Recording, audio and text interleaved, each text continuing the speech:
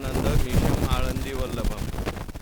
भगवंताच्या कृपेने सर्व साधू संतांच्या आशीर्वादाने पुण्यसलीला इंद्रायणी मातीच्या पावन तीरावर संजीवन समाधीस्थ ज्ञानोबारायांच्या या अलंकापूर्णमध्ये वारकरी शिक्षण संस्था आणि आळंदी देवस्थान यांच्या माध्यमातून सुरू असलेली आपली नित्याची ज्ञानेश्वरी प्रवचन सेवा. प्रवचन सेवेकरता उपस्थित सर्व भाविक भक्त श्रोते सज्जन माता भगिनी सर्वांना वंदन करून आपण सर्वांनी मिळून ही चिंतन सेवा करायची आहे. भगवान श्रीकृष्ण परमात्मा अर्जुनाचं निमित्त करून दिव्य असा गीतेचा उपदेश करतात. या गीतेच्या उपदेशामध्ये भगवंतांनी जो काही 6वा अध्याय सांगितला त्याचा आपला विचार सुरू आहे. त्या 6व्या अध्यायामध्ये ज्ञानेश्वर महाराजांनी विस्ताराने असं योगाचं वर्णन केलेलं आहे. भगवंताचं जे काही मनोगत आहे ते विस्ताराने ज्ञानेश्वर महाराज अनेक ठिकाणी सांगतात. ज्ञानेश्वर महाराजांच्या आवडीचे जे काही विषय आहेत त्याच्यामध्ये देवाचं वर्णन असेल ज्ञानेश्वर महाराज विस्तार करतात, संतांचं वर्णन असेल ज्ञानेश्वर महाराज विस्तार करतात, एखादं साधन सांगायचं असेल तरीसुद्धा ज्ञानेश्वर महाराज ते विस्ताराने सांगतात. का सांगतात? कारण सगळ्यांना ते समजलं पाहिजे आणि त्यांना सगळ्यांना भगवंताची प्राप्ती सुखाची प्राप्ती झाली पाहिजे. म्हणून ज्ञानेश्वर महाराजांनी या योगाच्या प्रकरणामध्ये खूप मोठा विस्तार केला. भगवान परमात्म्याने योग म्हटल्यानंतर अनेक प्रकारचे योग सांगितले. योग शब्दाचा अर्थ त्या ठिकाणी युज संयमने, युज समाधो, युजीर योगे असे अनेक धातुपाठ आहेत.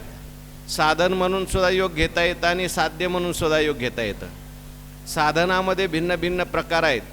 कोणी भक्तीचं साधन करतो, कोणी ज्ञानाचं साधन करतो, कोणी हठयोगाचं साधन करतो, पण सगळ्यांना एकच योग प्राप्त होतो, तो म्हणजे परमात्मा.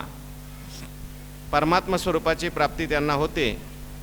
परंतु हा योग सोपा आहे का अवघड आहे हा एक मोठा प्रश्न आहे.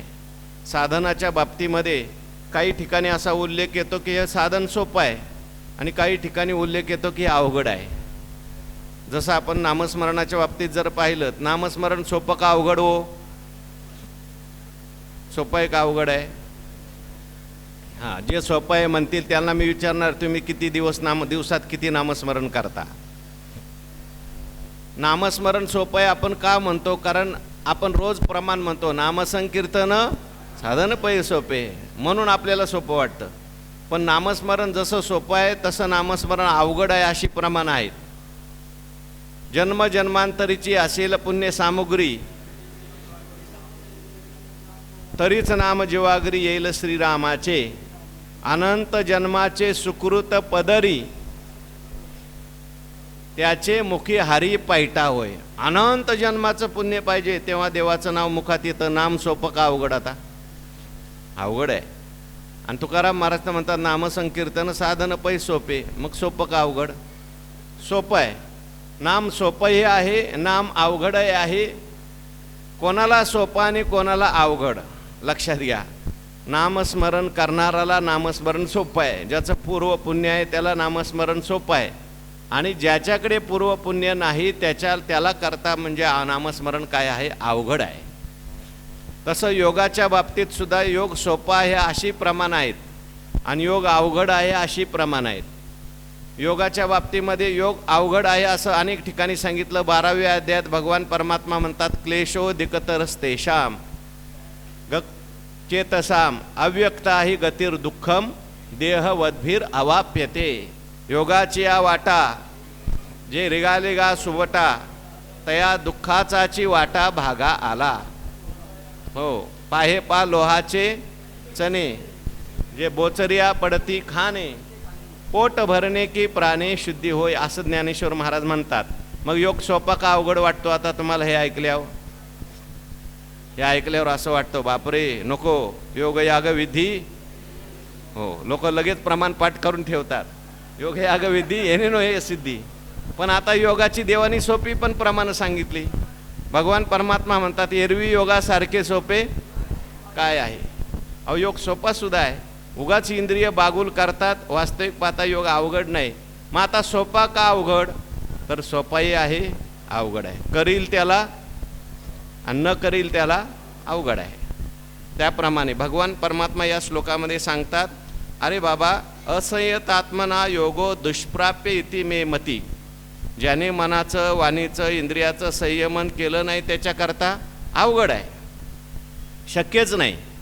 आणि ज्याने मात्र वशात मना तू यतता शक्यो अवाप्तुम उपायतः, ज्याने आपलं मन वश केलं, इंद्रिय वश केली, त्याला मात्र योग त्या ठिकाणी प्राप्त होऊ शकतो. उपाय केल्यानंतर त्या ठिकाणी प्राप्त होऊ शकतो. उपाय बळे पंगू पहाड ठाके, उपाय जर केला, साधन जर केलं तर एखादा पांगळा मनुष्य जो आहे तो सुद्धा डोंगराच्या शिखरावर जाऊ शकतो. सांगू उपाय बळे पांगू पहाड ठाके असं म्हटलेलं आहे. त्यामुळं मग भगवान परमात्मा म्हणून सगळ्या प्रकारची साधनं सांगतात बरं का. न जाणो कोण अधिकारी कशाचा असेल सांगता येत नाही.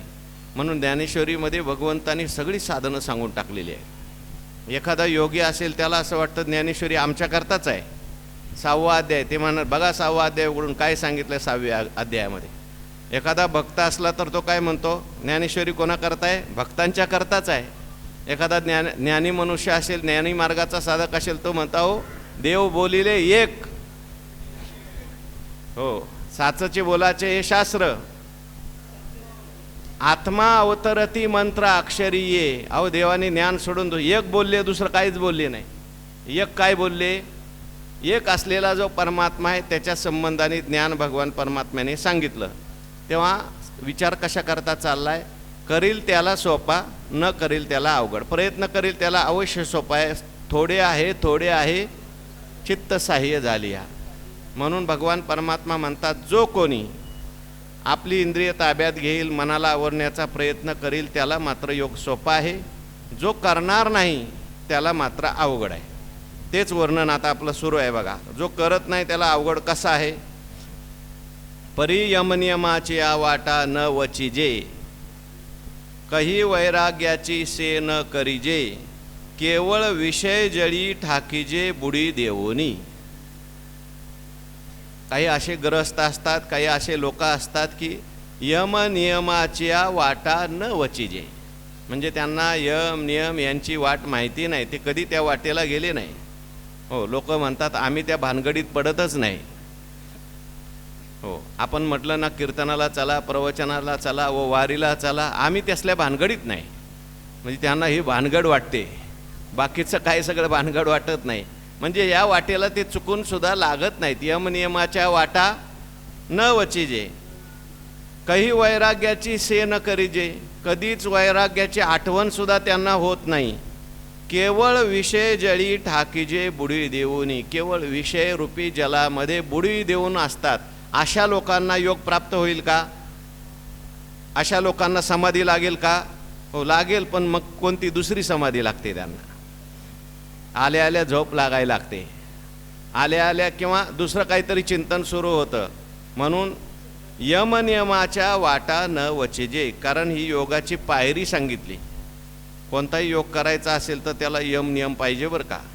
यम म्हणजे काय, नियम म्हणजे काय आता मी सांगत नाही, कारण आपला भरपूर चिंतन मागे झालं आहे. यम म्हणजे आपल्याला न्यायला येतो तो यम नाही बरं का. 5 प्रकारचे यम आहेत, 5 प्रकारचे नियम आहेत. हो, अहिंसा, सत्य, अस्तेय, ब्रह्मचर्य आणि अपरिग्रह यमाहा यम लागतात. म्हणजे जर आपण एखाद्याची हिंसा केलेली असेल तर आपलं मन स्थिर राहू शकतं का?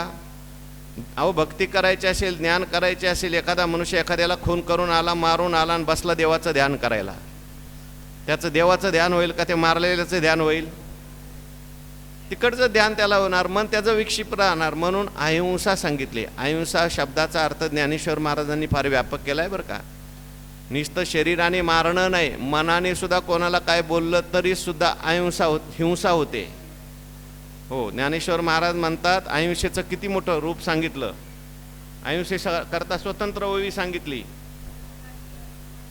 जगाची सुखोद्देशे शरीर वाचा मानसे, राहटणे ते अहिंसे रूप जाण. सगळ्या जगाच्या सुखाकरता शरीर वाणी मनाने त्या ठिकाणी वागणं, शरीर वाणी मन खर्च करणं, ते अहिंसेचं रूप सांगितलं. म्हणून नुसती अहिंसा पाहिजे, पुन्हा सत्य पाहिजे. एखादा मनुष्य जर खोटं बोलला आणि योग करायला बसला, खोटं बोलल्यावर योग करायला बसल्यानंतर त्याचं मन स्थिर होईल का? नाही, अहो एका खोटं बोलण्याकरता दुसरं खोटं परत बोलावं लागतं, दुसरं लपवण्याकरता तिसरं बोलावं लागतं.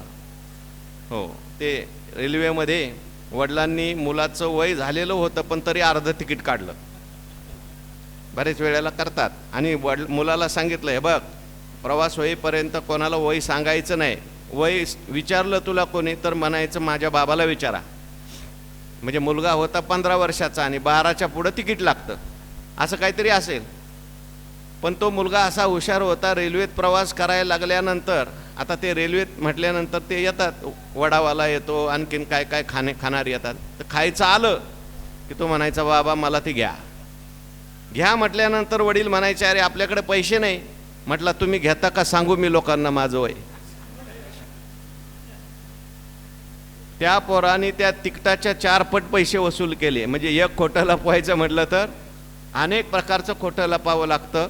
सांगायचं तात्पर्य काय, अहिंसा पाहिजे, सत्य पाहिजे, ब्रह्मचर्य पाहिजे, अपरिग्रह म्हणजे जेवढ्या कमी वस्तू आपल्याकडे असतील तेवढ्या, किंवा वस्तूच्या विषयी आपल्या मनात जास्त आसक्ती नको, तो मनुष्य योग करू शकतो. नियम सांगितले, शौच, संतोष, स्वाध्याय, तप आणि ईश्वर प्रणिधान हे पाहिजे. आपल्या जीवनामध्ये पवित्रता पाहिजे, शौच पाहिजे, तप पाहिजे, स्वाध्याय पाहिजे, रोज काही ना काही स्वाध्याय पाहिजे, आणि ईश्वर प्रणिधान देवाचं स्मरण पाहिजे. ह्या सगळ्या गोष्टींना यम नियम असं म्हणतात. ज्ञानोबाराय म्हणतात हा इकडे चुकून सुद्धा आला नाही. यमनियमाच्या वाटा न वचिजे. हो, कधीही त्या ठिकाणी याला सत्य माहिती नाही, अहिंसा माहिती नाही. ज्ञानोबारायांनी अज्ञानाची लक्षणं सांगितलेली. अंगा मनाशी रुचावे, एतुलेनी कृत्याकृत्य नाठवे, जे करण्याचे नि नावे भलतेची करी. काही खातो, काही पितो, कसाही वागतो, कुठेही जातो, कसाही राहतो, आणि अशा माणसाला मग योग प्राप्त होईल का? अशा माणसाला योग प्राप्त होऊ शकत नाही. यमनियमाच्या वाटा न वचिजे, कही वैराग्याची से न करीजे. कधीही वैराग्याची त्याला आठवण सुद्धा होत नाही. वैराग्य म्हणजे काय आपण काल पाहिलं. पण या माणसाला वैराग्याची आठवण होत नाही. किंबहुना एखादा वैराग्यवान पुरुष समोरून आला तरी सुद्धा हो, मुख देखोनी विरक्ताचे सचेल करी. एखादा विरक्त मनुष्य पाहिला तर आंघोळ जाऊन करून येतो. तो म्हणतो काय हे वैराग्य वगैरे आपल्याला काय जमणार नाही असलं. म्हणून आपल्या जीवनामध्ये हे काहीच नाही. तैसा जो विषया लागी, हो, केवळ विषय जळी ठाकीजे बुडी देवोनी. तैसा जो विषया लागी, बोला मोठ्याने, उडी घाली जळती अंगी, व्यसनाची अंगी लेणी मिरवी. विषयाकरता तो काय करतो, जळत्या आगीमध्ये सुद्धा उडी घालायला तयार आहे. आणि व्यसनाची अंगी लेणी मिरवी, अनेक प्रकारची व्यसनं त्याला असतात. विषो शिनोनी जाये, परी न शिने सावधो नोहे, कुहिला हाती खाये कोडी जैसा. ज्ञानोबाराय म्हणतात तो विषय कंटाळून जातो त्याला, पण हा मात्र त्याला कंटाळत नाही, हा त्याला सोडत नाही. जो अखंड भोगा जचे, बोला, जया व्यसन कामक्रीडेचे, मुख देखोनी विरक्ताचे सचेल करी. तैसा जन्मोनी मृत्यूवरी, विषयी त्रासिता बहुता परी, तरी त्रासू नेगे धरी अधिक प्रेम. अशा प्रकारचा जो मनुष्य आहे, विषय जळी ठाकीजे बुडी देऊनी, विषयामध्ये हा शेंडी सकट बुडालेला आहे. त्याच्यातून तो बाहेरच येत नाही. विषय सुखामध्येच त्या ठिकाणी विषय जळीचे, विषय कर्दमीचे दरदूर असंही मागे म्हटले बघा. हो, भोगजळीचे जलचर, जे भोगजळीचे जलचर, विषय कर्दमीचे दरदूर,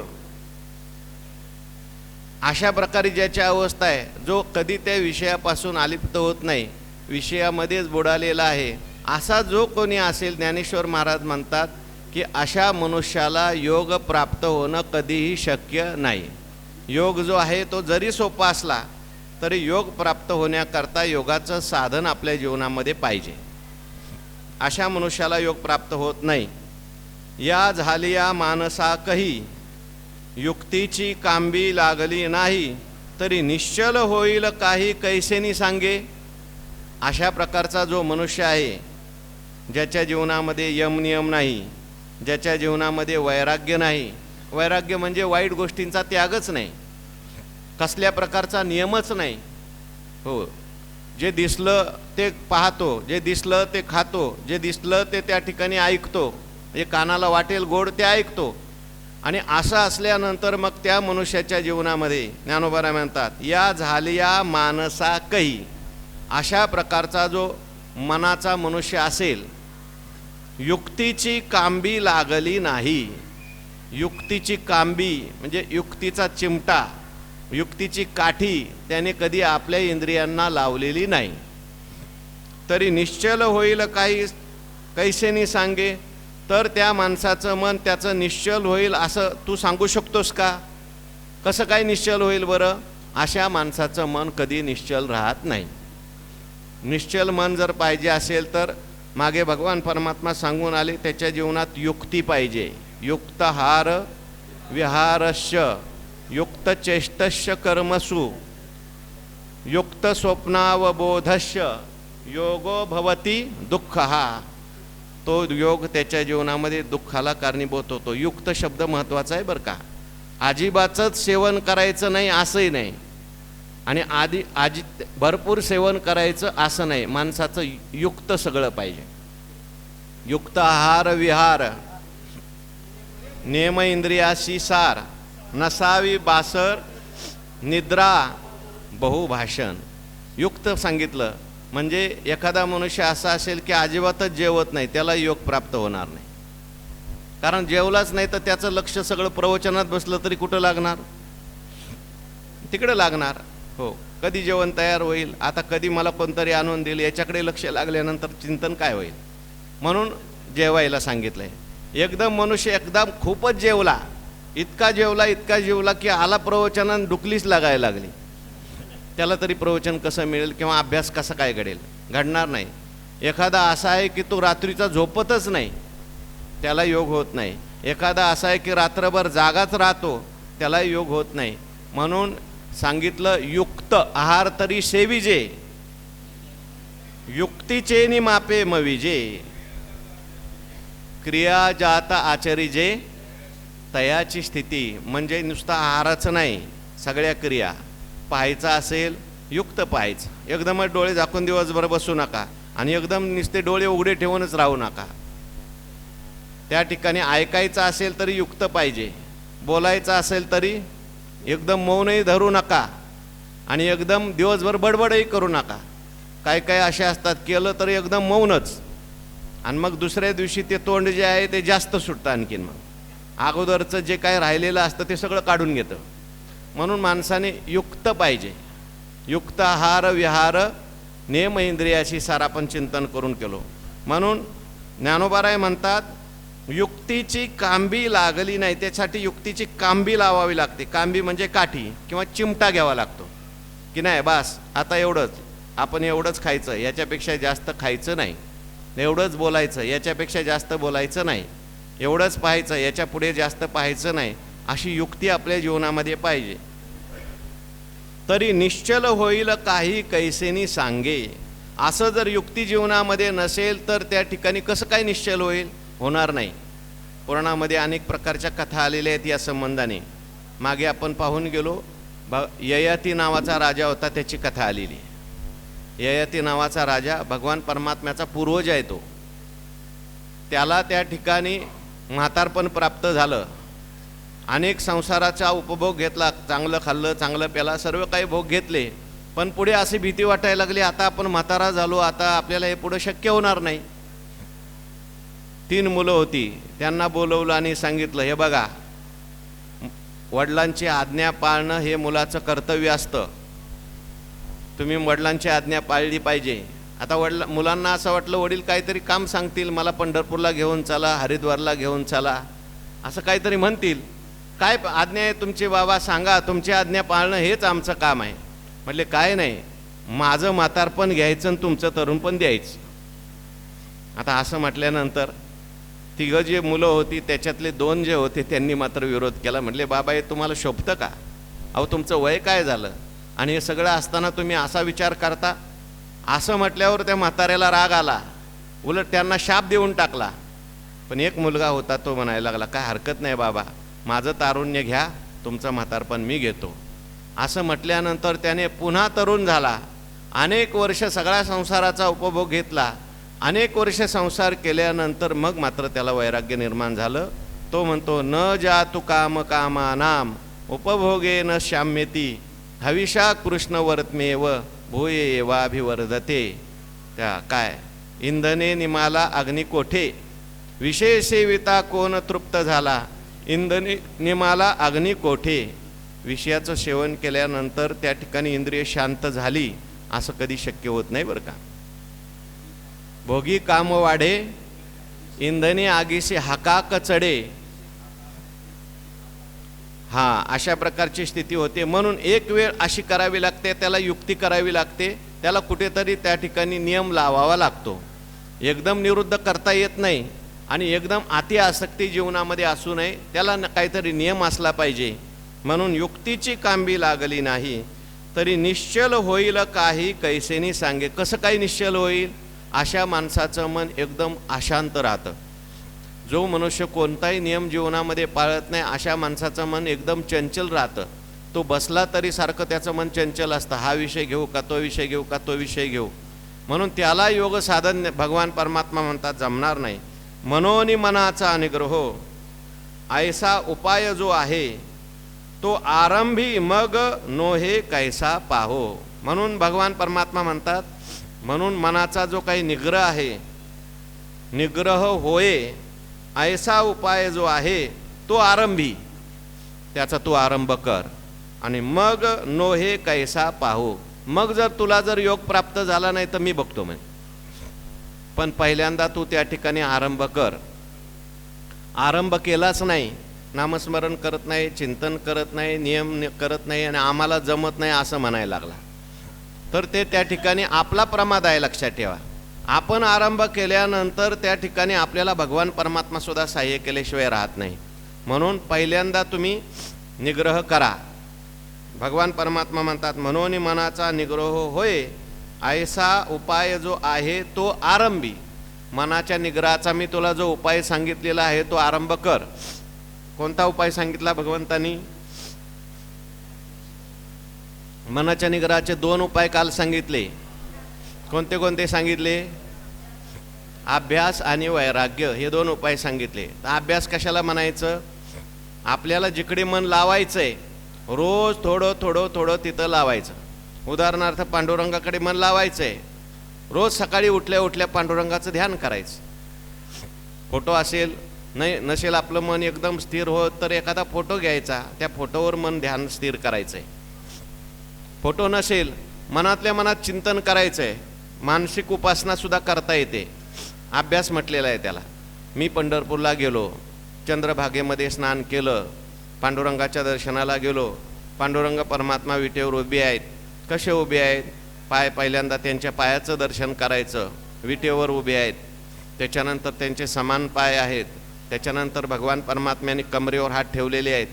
नंतर भगवान परमात्म्याने कौस्तुभमणी धारण केलेला आहे. भगवान परमात्म्याचा दिव्य असं मुखमंडल आहे. ध्यान करायला काय रोज आपल्याला मानसपूजा सुद्धा करता येते, काही खर्च लागत नाही त्याच्यामध्ये.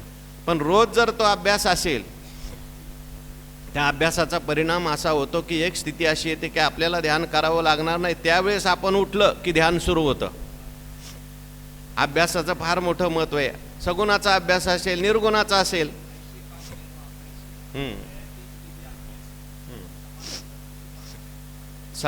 समाधी घर पुसे. सगुणाचा अभ्यास असेल निर्गुणाचा अभ्यास असेल, त्या ठिकाणी मी मन नाही, मी बुद्धी नाही, मी शरीर नाही असं सगळ्यांचा त्याग करत करत ह्या सर्वांचा साक्षी केवळ निर्विशेष असलेलं असंग निर्विकार नित्यशुद्ध बुद्ध तत्व जे आहे ते मी आहे असं चिंतन करायचं आहे.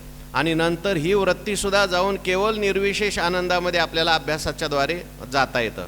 नामस्मरणाचा अभ्यास असेल, कोणताही अभ्यास आपण केला पाहिजे. म्हणून अभ्यास हे पहिलं साधन सांगितलं. आणि दुसरं साधन सांगितलं की अभ्यास करण्याकरता मन इकडे यावं लागतं. जर मन अनेक प्रकारच्या वस्तूमध्ये गुंतलेलं असेल, विषयामध्ये गुंतलेलं असेल, आसक्तीमध्ये गुंतलेलं असेल, तर मन इकडे येतच नाही. म्हणून तिकडलं मन जे आहे ते इकडं हळूहळू आणायचं. याला काय म्हणायचं? वैराग्य असं म्हटलं. आपण नेहमी चिंतन करतो, पहिल्यांदा गायी वळायच्या, चला वळू गायी, आणि मग बैसू जेऊ एकेट आहे. पहिल्या गायी वळवून आणायच्या, नाहीतर ह्या गायी आपल्याला एका जागेवर बसू देत नाहीत. कोणती गाय कुठं जाईल, कोणती गाय कुठं जाईल काही सांगता येत नाही. डोळारूपी गाय प्रवचनात बसलं तर इकडं तिकडे बघते, इकडून कोण आलंय तिकडून, आपल्याला त्या घेऊन जातात.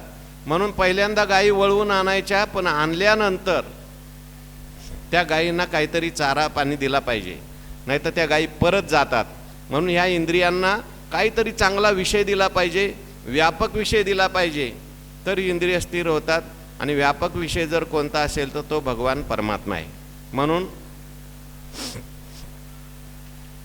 भगवान परमात्मा सांगतात या ठिकाणी, मनाचा निग्रह होय ऐसा जो उपाय आहे तो आरंभी, तो आरंभ कर, मग नोहे कैसा पाहो, मग तुला योग कसा प्राप्त होणार नाही. भगवान म्हणतात मी पाहतो, मी त्याला जबाबदार आहे. तरी योग साधन जितुके ते अवघेची काय लटिके, परी आपण पा अभ्यासू न ठाके हेची म्हणे. बघा भगवान परमात्मा काय म्हणतात, अरे बाबा, शास्त्रामध्ये वेदामध्ये ही सगळी साधनं सांगितलेली आहेत. योग साधनं जितुके, अनेक प्रकारचे योग सांगितलेले आहेत. ते अवघेची काय लटके. एखादा मनुष्य म्हणायला लागला नाही नाही हे अवघड आहे, हे जमणं शक्यच नाही. वा, मग हे जर सगळं सांगितलंय शास्त्रामध्ये, देवाने सांगितलंय किंवा संतांनी ऋषीमुनींनी सांगितलं, हे सगळं खोटं आहे का? अवघेची काय लटके नाही, परी आपण पा अभ्यासू न ठाके तेची म्हणे, हेची म्हणे. आपल्याला अभ्यास होत नाही असं म्हणा, पण हे सगळं खोटं आहे असं म्हणू नका. ज्याला अभ्यास होत नाही तो मनुष्य आपला सहज म्हणून टाकावं, हे कुठं असं शक्य असतं का? हे उगं सांगितलंय, आपल्या ह्या काहीतरी कल्पना आहेत असं म्हणतो. पण असं म्हणायचं नाही, कारण आपण तो अभ्यास केला का? आपण जर अभ्यास केलाच नाही, आपल्याकडे मराठीमध्ये म्हण आहे, नाचता येत नाही आणि अंगण वाकडे म्हणतो विनाकारण. आपल्याला जर अभ्यास जमत असेल, आपण अभ्यास जर केला, तर आपल्याला हे सगळं शक्य आहे, कारण हे सगळं शास्त्रामध्ये सांगितलं आहे. हो, देवाचं दर्शनसुद्धा होतं की न होतं. काही लोक म्हणतात देवसुद्धा नाही. अहो, देव असता तर दिसला असता. असत्यम अप्रतिष्ठन्ते जगदाहू अनीश्वरम, हो, मनोनी परत्रना देवो न दिसे मनोनी वावो. ते म्हणतात अहो, जगामध्ये देव जो आहे असता तर आपल्याला दिसला असता. ज्या अर्थी आपल्याला दिसत नाही त्या अर्थी ते काय म्हणतात, नाहीच. आता देव नाही का याला पाहण्याची अजून दृष्टी नाही, दृष्टी नाही. दूध आहे, दुधामध्ये तूप आहे का? नाही आहे. पण दुधामध्ये असलेलं तूप लगेच माणसाला दिसतं का? नाही दिसत. त्याच्यासाठी दुधाचं दही बनवावं लागतं, दह्याला घुसळावं लागतं, लोणी काढावं लागतं, कढवावं लागतं, आणि मग त्याच्यामध्ये तूप. तसं मंथुनी नवनीता तैसे घे अनंता, वाया व्यर्थ कथा. हा, पण नाही म्हणून चालेल का? आपल्याला प्राप्त झालं नाही म्हणून लोक म्हणतात ते नाहीच आहे, असं नाही. आपण योगाचा अभ्यास केला, आपण कोणतंही साधन केलं, तर त्या साधनाच्या द्वारे आपल्यालाही अनुभव आल्याशिवाय राहणार नाही. म्हणून भगवान परमात्मा म्हणतात, तरी योग साधन जितुके ते अवघेची काय लटके. हे सगळं खोटं आहे का? परी आपण पा अभ्यासू न ठाके हेची म्हणे. अरे बाबा, अभ्यासाचं फार मोठं महत्त्व आहे. येणेची अभ्यासेशी योगू, चित्तासी करिपा चांगू, आगा उपाय बळे पंगू पहाड ठाकी. हेच कासियावरी होय, ऐसा जरी संदेह वर्तत आहे, तरी अभ्यासुनी आधी पाहे मग नवे तरी कोपे. तुला जर संदेह येत असला ना तर तू करून बघ, सुरू कर, हळूहळू चाला, कोणी कोणाशी ना बोला. भगवान परमात्मा म्हणतात तुम्ही हळूहळू चाला. हळूहळू चाला म्हणजे काय? चला नाही बरं का, तिथं चाला आहे, चाला. चाला या शब्दाचा अर्थ आहे नुसतं ऐकू नका. 20 वर्ष झाली, 15 वर्ष झाली ऐकून, पण ते करायला अजून सुरुवात नाही केलेली. तर ते भगवान म्हणतात हळूहळू ते करायला सुरुवात करा. ध्यान असेल, नामस्मरण असेल, चिंतन असेल, नुसतं ऐकून उपयोग नाही. केलं तर आपल्याला काहीतरी अनुभव आल्याशिवाय राहणार नाही. म्हणून हळूहळू आपल्या जीवनामध्ये ते सुरू केलं पाहिजे.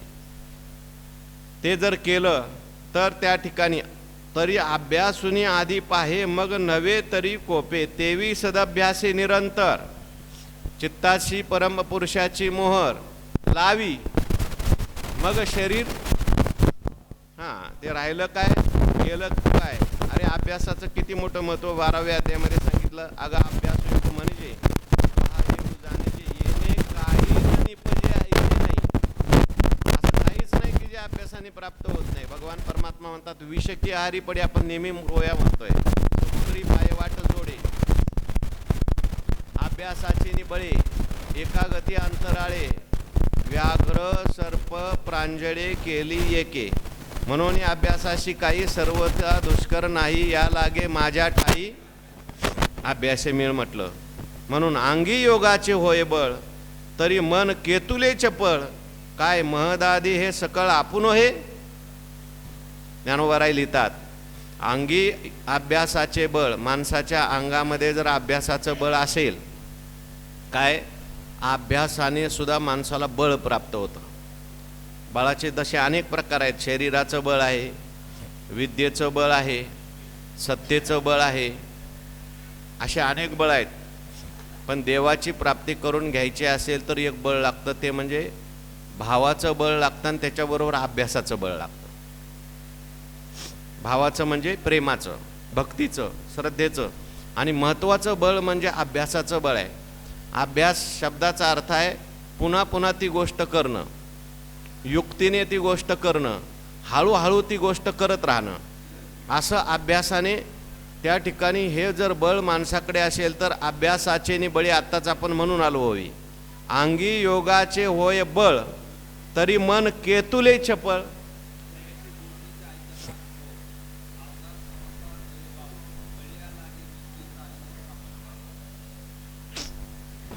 त्या बळाच्या द्वारे त्या ठिकाणी प्राप्त होऊ शकतं. अंगी योगाचे होय बळ. योगाचं जर बळ आहे अंगामध्ये जर असेल तर मन काही करू शकत नाही. काय महदादी हे सकळ आपण हे. अरे बाबा, योगाचं जर बळ असेल तर ही जी महतत्वादी भूते जी आहेत, पंचमहाभूत आहेत, हे सुद्धा स्वाधीन होतात. पंचमहाभूत जर स्वाधीन होतात तर मन स्वाधीन होणार नाही का? मन स्वाधीन होऊ शकतं. एखादा किती जरी चपळ असलेला, चंचल असलेला घोडा असला, पण तरीसुद्धा बघा तुम्ही, त्या घोड्याकडून अभ्यास करून घेतात लोक आणि त्याला त्या लग्नामध्ये नाचवायला लावतात. असा कधीही वश न होणारा घोडा, बेफान चालणारा घोडा आहे, पण त्याला सुद्धा नाचायला लावलं कशाने? अभ्यासाने. म्हणजे रोज नाच, त्यात पाहती पोरं असतात किंवा ती माणसं असतात, त्याच्या पायावर ठोके मारतात, हातावर ठोके मारतात, आपल्या दुसऱ्या दोन्ही पायावर, मागच्या पायावर, पुढच्या पायावर त्याचा लगाम मागे पुढे करतात, आणि एक दिवस तो घोडा काय करतो? नाचायला लागतो. हत्ती आहे, किती बलवान प्राणी आहे हो, पण इतका बलवान प्राणी असेल तरी त्या हत्तीला सुद्धा लोक बस म्हणलं की बसवतात, उठ म्हणलं की उठवतात, नमस्कार कर म्हणलं की करतो हत्ती. आता हत्तीने नमस्कार का केला? लगेच करेल का हत्ती नमस्कार? नाही, अभ्यास करून घेतला. तसं हे मन जे आहे ते त्या घोड्यासारखंच आहे, चंचल आहे. बहुत चंचल चपळ, जाता येता नलगे वेळ. वश होण्यात कठीण आहे, हत्तीसारखं आहे, पण असं असलं तरी अभ्यासाचे काय, वैराग्याचे नि आधारे जरी लावले अभ्यासाचे मोहरे, तरी केतुलेने अवसरे स्थिरावेल. अभ्यास आणि वैराग्य या दोन्हीच्या द्वारे मन त्या ठिकाणी स्थिर होतं.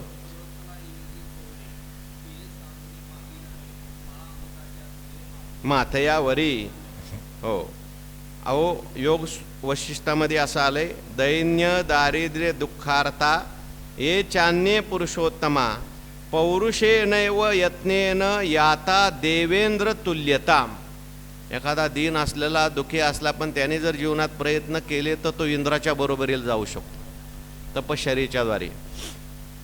असे काही ऋषीमुनी योग वशिष्ठामध्ये वशिष्ठ ऋषी रामाला सांगतात, अरे बाबा, दैव म्हणजे तरी काय आहे?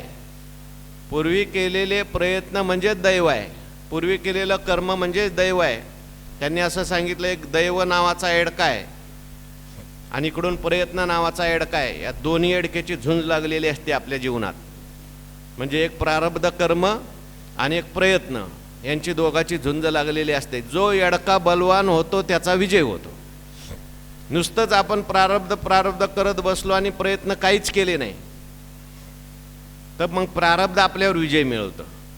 आणि आपण जर असं म्हटलं, अरे प्रारब्ध तरी काय करणार आहे, माझे पूर्वीचे प्रयत्नच प्रारब्धाच्या रूपाने माझ्यासमोर उभे राहिलेले आहेत, मी आता प्रयत्न करील. असाध्य ते साध्य करिता सायास कारण अभ्यास होतो का म्हणे. मग प्रारब्धाला सुद्धा बदलण्याची शक्ती त्या ठिकाणी त्या माणसाला प्राप्त होऊ शकते. म्हणून दोन्हीचा समन्वय माणसाकडे पाहिजे. प्रारब्धाही विश्वास पाहिजे आणि माणसाच्या जीवनात प्रयत्नही पाहिजे. जो आपण काम करू शकतो ते शक्यतो माणसाने देवावर टाकायचं नाही. बऱ्याच वेळेला काय होतं, आपण करू शकतो पण तरी सुद्धा माणसं काय म्हणतात, नाही ठेविले अनंते तैशीची राहावे, चित्ती असू द्यावे समान. आता जे आपण करू शकतो ते देवावर कशाला टाकायला पाहिजे. एक लहान मुलगा होता, पहिली दुसरी तिसरीतला, आणि त्याला शाळेमध्ये प्रश्न आला, भारताची राजधानी कोणती. आता त्याला काही एवढा अभ्यास नव्हता, त्याने आपलं भारताची राजधानी मुंबई लिहून ठेवलं. बाकीच्या मुलांना विचारलं, मित्रांना विचारलं, तू काय लिहिलं. तो म्हणला दिल्ली. तू काय लिहिलं, दिल्ली. तू काय लिहिलं, दिल्ली. मग त्याच्या लक्षात आलं आपलं उत्तर चुकलं का बरोबर, चुकलं. लगेच मारुतीच्या देवळात गेला, मारुती बाबा, मारुती राया, भारताची राजधानी मुंबई करा ना हो. करील का मारुती. अरे बाबा, त्याच्याकरता तुला अभ्यास केला पाहिजे जे आपल्या हातात आहे. हो, आपण मागे सांगत असतो, काय वैकुंठवासी मामासाहेब दांडेकर यांच्याकडे एक BA विद्यार्थी गेला आणि कोणता विषय BA घेऊ याच्याकरता तो म्हटला की मामा, मी आज विषय कोणता घ्यायचा याच्याकरता देवासमोर चिठ्ठ्या टाकणार आहे. म्हणजे देवाच्या फोटोसमोर चिठ्ठी टाकायच्या दोन, एक जायचं कीर्तनाला जायचं का नाही जायचं, प्रवचनाला जायचं का नाही जायचं, दोन चिठ्ठ्या टाकायच्या. दोन चिठ्ठ्या, एक जायचं आणि एक नाही जायचं, आणि एक उचलायची. नेमकं नाही जायचंची निघते. मी येणार होतो प्रवचनाला पण काय करणार, ती देवानीच सांगितलं की नको जाऊ म्हणून. आता असं तो मुलगा जो होता तो म्हणायला लागला मी देवासमोर चिठ्ठ्या टाकणार आहे. मामासाहेब हसले, म्हणले अरे तू मूर्ख आहेस, देवाने तुला बुद्धी दिली की नाही, त्याचा उपयोग कर. जे आपण करू शकतो ते माणसाने शक्यतो देवावर टाकायचं नाही. हो, कारण देवाने आपल्याला बुद्धी दिली, इंद्रिय दिली, सर्व काही दिलेले, दिली इंद्रिय. हां, म्हणून अंगी योगाचे होय बळ. योगाचं जर बळ माणसाच्या अंगामध्ये असेल, कोणताही योग असू द्या, भक्तियोग असू द्या, नामस्मरणाचा योग असू द्या, ज्ञानाचा योग असू द्या, हठयोगाचं जर बळ असेल, तरी मन केतुले चपळ. काय करणार आहे मन, कुठं जाणार आहे. भगवान परमात्मा म्हणतात हे मन चपळ जरी असलं तरी सुद्धा योगाने ते वश होऊ शकतं. काय महदादी हे सकळ आपण हे. अरे बाबा, मोठी मोठी पंचमहाभूतं सुद्धा लोकांनी योगाच्या द्वारे स्वाधीन केली नाहीत का. जर ही पंचमहाभूतं आपल्या स्वाधीन होऊ शकतात तर मन त्या ठिकाणी पंचमहाभूतापासूनच बनलेलं आहे, ते का नाही स्वाधीन होणार. पंचमहाभूताच्या मिलित सत्वांशाचं कार्य म्हणजे मन आहे. जर आपण पंचमहाभूतावर त्या ठिकाणी सत्ता गाजवू शकतो. अनेक आपले ऋषीमुनी होऊन गेले, संत होऊन गेले, त्यांची सत्ता पंचमहाभूतावर चालत होती. हो, पृथ्वीवर सत्ता काही लोकांची चालली, काहींनी पाण्यावर सत्ता गाजवली, काहींनी त्या ठिकाणी तेजावर सत्ता गाजवली, काहींनी वायूवर सत्ता गाजवली, काहींनी आकाशावर सत्ता गाजवली. एकाची शाठी तपिनली. बोला, एकी सृष्टीवरी सृष्टी केली. हा, समुद्री कटके पाशाने वाहुनी उतरली. समुद्री कटके, समुद्रावर दगड टाकले आणि त्याच्याहून सैन्य घेऊन गेले. कोण, हो रामप्रभू. अभ्यास केला का असंच झालं. देवाने जर ठरवलं असतं काही नाही, फक्त इथलं सगळं सैन्य लंकेत घेऊन जायचं, नुसतं देवाने संकल्प केला असता गेलं नसतं का. अहो देवाला काय अवघड आहे? संकल्प केला असता रावण मेला पाहिजे, रावण राहिला असता का? पण तरी सुद्धा देवाने एवढे खाटाटोप का केला? तुम्हाला आम्हाला दाखवण्याकरता, बाबा प्रयत्न करा, समुद्रावर सुद्धा पूल बांधण्याचा प्रयत्न करा. प्रयत्न केला तर समुद्रावर सुद्धा पूल होऊ शकतो.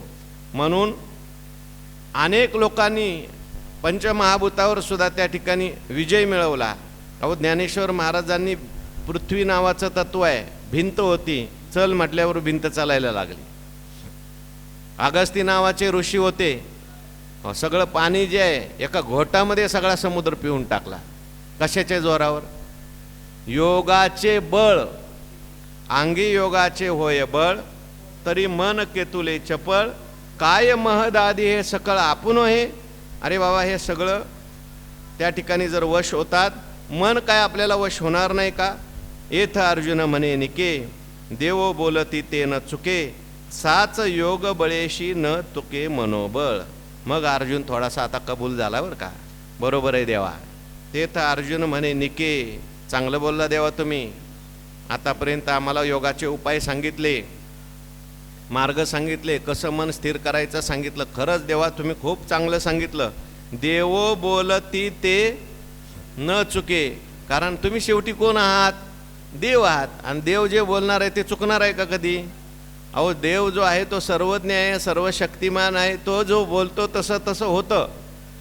देवाचं म्हणणं जे आहे कधीच खोटं नसतं. आपल्याला कळलं नाही कळलं तरी देवाचं जे म्हणणं आहे ते यथार्थ असतं. म्हणून देवो बोलती ते न चुके, तुम्ही कधी चुकीचं बोलणार नाही देवा.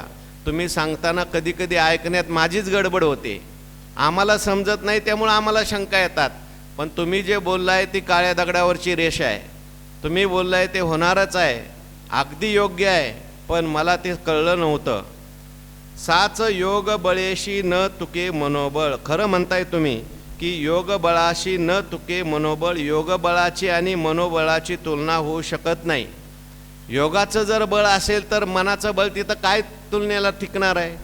योगाचं ज्याच्याकडे बळ आहे त्याच्यापुढे मन काही करू शकत नाही. मनाचं बळ कमी पडतं आणि मन वश करून घेता येतं. म्हणून तुम्ही म्हटलं ना देवा, ते बरोबर आहे.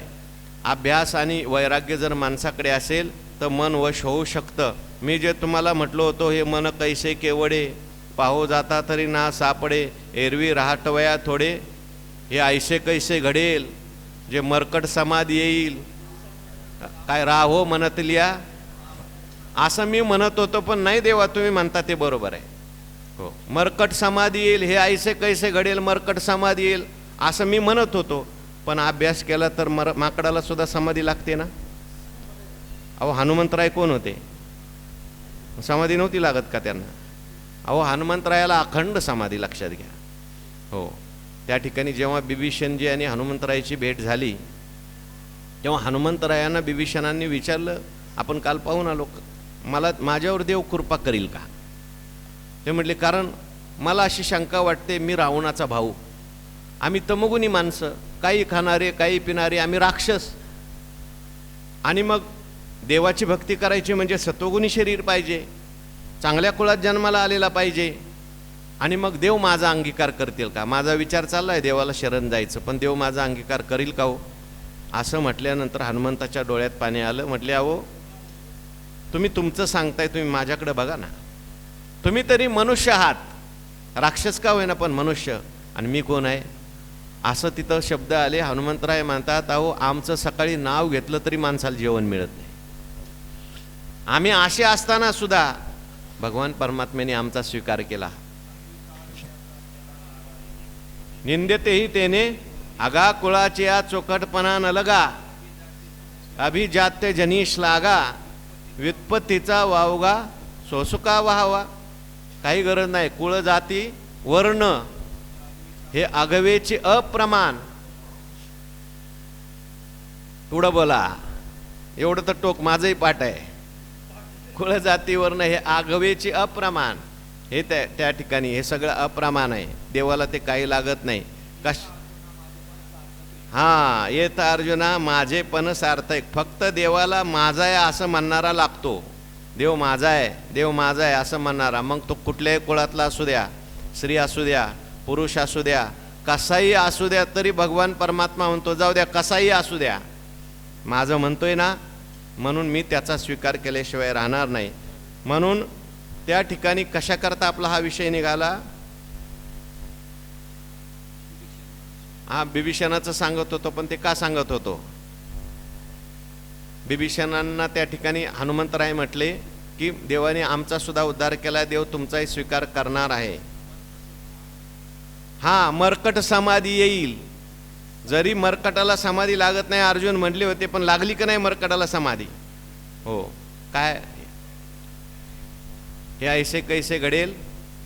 मरकट समाधी येईल.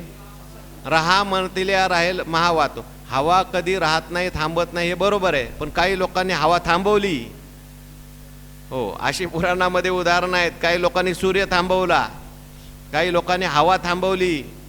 हो, एक बाई होती आणि तिचा पती, त्या पतीला शाप प्राप्त झाला, उद्या सूर्यास्तापर्यंत तुझा पती मरणार. काय नाव तिचं? शांडिली. तर ती म्हणाली बघू कसा सूर्य उगवतोय उद्या. तिच्या भीतीने सूर्यच उगवेना, कारण अंगामध्ये कशाचं बळ होतं? तपाचं बळ होतं, योगाचं बळ होतं. म्हणून साच योग बळेशी न तुके मनोबळ, तरी तोच योग कैसा केवी जाणो, तोच योग कैसा केवी जाणो. आम्ही येतुले, येतुली आहे मातुही नेनो. बरोबर आहे ना? येतुली दिवस.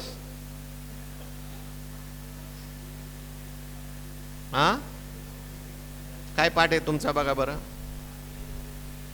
येतुली दिवस आहे का? येतुले ही असं लिहिलं इथे.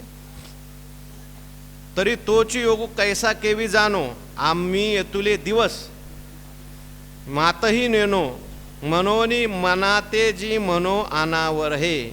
अर्जुन म्हणायला लागला देवा आतापर्यंत काय झालं माहिती आहे का? आमचे सगळे दिवस अज्ञानात गेले, आम्हाला काय माहितीच नव्हतं, काय माहिती नव्हतं. आता अर्जुनाने आपली भूमिका घेतली. कधी आळंदी माहिती नाही, कधी पंढरपूर माहिती नाही, ज्ञानेश्वरी माहिती नाही, हरिपाठ माहिती नाही, श्रवण माहिती नाही, मनन माहिती नाही. त्याच्यामुळं आम्ही असं बोलत होतो, देव आहे का, स्वर्ग आहे का, योग आहे का. काय काय लोकांना जीवनच्या जीवन जातं, पण त्याच्यात काही माहिती पडत नाही. हो, माऊलींनी समाधी घेतली. एक मनुष्य भेटला, म्हटला का हो, मला देहूत भेटला आणि मला म्हणतो, देहूत भेटल्यानंतर म्हणतो इथं ज्ञानेश्वर महाराजची समाधी कुठं आहे? देहूत. आळंदीला आल्यानंतर सुद्धा बऱ्याच लोकांना अजून ज्ञानेश्वर महाराजांची समाधी आहे हे माहिती नाही. असे काही लोक आहेत, ज्ञानेश्वरी माहिती नाही, गाथा माहिती नाही, जीवन सगळं. आणि एक जीवन नाही, अनेक जन्म असेच जातात. म्हणून अर्जुन देवाला म्हणतात, देवा तरी तोच योग कैसा केवी जाणो. आम्ही त्या ठिकाणी हा योग म्हणजे काय आहे आम्हाला काही ऐकायला मिळालं नाही. कशा प्रकारे यम नियमाचं साधन करायचं, कशा प्रकारे कुंडलिनी जागृत करायची, कशा प्रकारे त्या योगाची स्थिती होते, कसं मन आवरायचं, हे काय आम्हाला माहिती नव्हतं. आम्ही येतुले दिवस मातुही नेनो. त्या ठिकाणी आम्ही याची वार्तासुद्धा ऐकली नव्हती, योगासंबंधी आम्हाला कोणी सांगितलं नव्हतं. मनोनी मनाते जी मनो अनावर हे. म्हणून आम्ही मनाला अनावर म्हणत होतो, अशक्य म्हणत होतो. पण आता त्या ठिकाणी हा आता आघवे या जन्मा, तुझेनी प्रसादे पुरुषोत्तमा, योग परिचय आम्हा झाला आजी. हा आता आघवे या जन्मा, तुझेनी प्रसादे पुरुषोत्तमा. हे कृष्णा, तुझ्या प्रसादाने या सर्व जन्मात योग परिचय आजच आम्हाला झाला. आमच्या सगळ्या जन्माचं सार्थक झालं. आघवे या जन्मा म्हणजे आतापर्यंत जन्म गेला, पण आम्हाला हा परिचय झाला नव्हता. जसं ते भगवंताचं विश्वरूप पाहिल्यानंतर अर्जुनाची स्थिती झाली ना, आणि मग भगवान परमात्मा जेव्हा सांगायला लागले आपलं स्वरूप कसं आहे हे, ते अर्जुन देवाला म्हणायला लागले, देवा काय करणार. अनेक दिवस ऐकत होतो पण काहीच कळलं नव्हतं. एरवी नारद अखंड जवळ ये, तोही ऐशीच वचने गाये, परी गीत काय अर्थ न बुजवणी ठाये, गीत सुखचे ऐको. अहो नारद महर्षी आमच्या घरी किती वर्षापासून येतात, आणि आलं की नारद महर्षी म्हणायचे, आता आपलं प्रवचन आहे बरं का, अर्जुन महाराज प्रवचन करायचं आहे, प्रवचन ठेवायचं आहे. नारद महर्षींना तळमळ असायची. मग नारद महर्षींचं प्रवचन आम्ही ऐकायचो, पण एवढं आम्ही लक्ष देऊन ऐकत नव्हतो. उलट प्रवचनात आम्ही इकडं तिकडं कामं करत बसायचो. आणि प्रवचन संपलं की नारद महर्षीला आम्ही म्हणायचो, नारद महर्षी काय तुम्ही सांगितलं आम्हाला काय कळलं नाही, जरा थोडंसं एखादं भजन म्हणून दाखवा. भजन म्हणलं तरी त्या भजनातल्या अर्थाकडे लक्ष नाही. नारद महर्षी, अहो तो राग म्हणा ना, अमका अमका, तो तमका तमका राग म्हणा ना, कलावती म्हणा कलावती, आयर भैरव म्हणा. नारद महर्षी म्हणायचे आमच्या आनंदा करता, एरवी नारद अखंड जवळाये, तोही आईशीच वचने गाये, अर्थ न बुजवणी ठाये, गीत सुखचे. त्या गीतातच रममान होत होतो, त्या सुखातच आनंद मानत होतो. त्या प्रवचनात सुद्धा कोणत्या गोष्टी सांगितल्या, काय काय दृष्टांत सांगितले तेच चगळत बसलो, पण अर्थ काय सांगितला, अर्थाकार आमची वृत्ती झालीच नाही, साधन कधी आम्ही केलंच नाही. आणि त्याच्यामुळे आम्हाला त्या ठिकाणी मनोनी मना ते जी म्हणून आम्ही मनाला अनावर म्हणत होतो. पण आता तुमच्या मुखातून योग ऐकला, योगाचं साधन ऐकलं, आता आमच्या लक्षात आलं, आता किती जरी झालं तरी मन काय करू शकणार नाही. आम्ही अभ्यास करणार, आम्ही वैराग्य थोडंसं धारण करणार, चिंतन करणार, आणि मग त्या ठिकाणी निश्चित आम्हाला सुद्धा आमचं मन स्थिर होईल आणि योगाची प्राप्ती होईल. पण एक शंका अजून मला आली.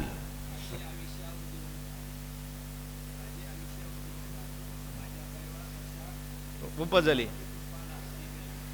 आता अजून एक शंका आली. काय शंका आली? आता अर्जुनाने पहिली जी शंका विचारली ती आपल्याविषयी, चंचलम ही मन कृष्ण. आता जी शंका आहे ती साधकांच्या विषयी विचारली. एखादा साधक असा आहे, त्याच्या अंतःकरणात श्रद्धा आहे, पण अभ्यास एवढा त्याला घडला नाही, आणि हे सगळं करतानाच अंतकाळ जवळ आला, श्रद्धा मात्र आहे, मला योग प्राप्त झाला पाहिजे, योग प्राप्त झाला पाहिजे, मला देव प्राप्त झाला पाहिजे असं वाटतंय, पण अडचणी असतात, काही काही प्रतिबंध असतात, काही कधी होईल सांगता येईल, काही रोग होतो, काय होतं, कधी मध्येच विचलित होतं मन, आणि त्याला त्या ठिकाणी मरण आलं, आणि मरणाच्या वेळेस त्याला त्या ठिकाणी भान राहिलं नाही, ध्यान राहिलं नाही, चिंतन राहिलं नाही. तर देवा त्याचं काय होतं मला सांगा. म्हणजे तो दोन्ही बाजूने भ्रष्ट होतो का त्याला योग प्राप्त होतो, अशी मला शंका आलेली आहे, याचं उत्तर आम्हाला सांगा. भगवान म्हणले उद्या सांगू. पुंडली